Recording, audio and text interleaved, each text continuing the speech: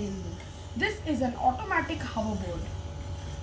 As you can see, with the air coming down, it is floating somewhat sort of, and boom, it's off. This hoverboard is made with 4 simple materials: a balloon, a rubber band, a straw, a water bottle cap, and clay, and an old CD. When you are making it, use the shiny part at the top and the writing part at the bottom. So let me explain you how this works. I blow in air from the bottom here and it fills up this.